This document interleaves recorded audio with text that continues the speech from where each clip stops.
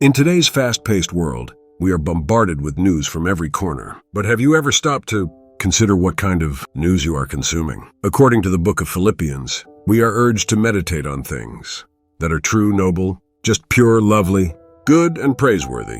These qualities are the essence of God's good news. But the devil, our adversary, wants us to feed on bad news. He wants us to be consumed by fear, doubt, and negativity.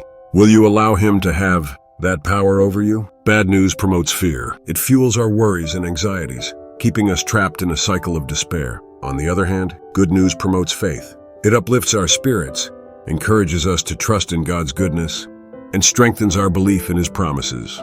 Sadly, most of what we perceive as news today is merely entertainment packaged as information. Its primary goal is to keep us hooked, not to inform us of the truth. The world uses this platform to influence our thoughts and manipulate our beliefs. The biggest flaw in our news programs is that they often leave out God. He is at work in the world, performing miracles and displaying His love and grace.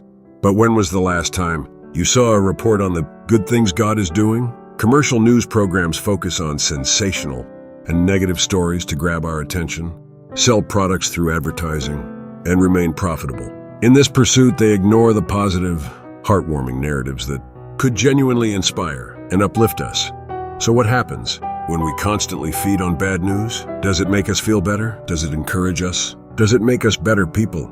As citizens, it is important to be informed about certain issues, but we must recognize that excessive consumption of news can be detrimental to our spiritual well-being. We can stay informed without sacrificing significant amounts of time each day. Many people spend hours each day listening to the news, but neglect to read the Bible or listen to teachings that will strengthen their faith and improve their lives. We are in a constant battle of faith, and the devil seeks to diminish or even steal our trust in God. Is it wise, then, for a Christian believer to allow the enemy to fill their ears, eyes, and thoughts? Shouldn't we prioritize investing our time in God's good news instead? The book of 1 Timothy encourages us to fight the good fight of faith and lay hold of eternal life.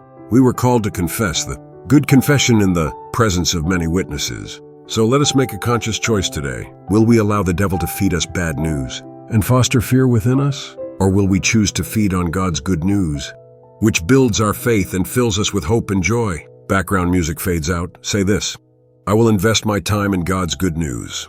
People reading their Bibles and joyful worship can accompany. Please like and subscribe my Truth About Bible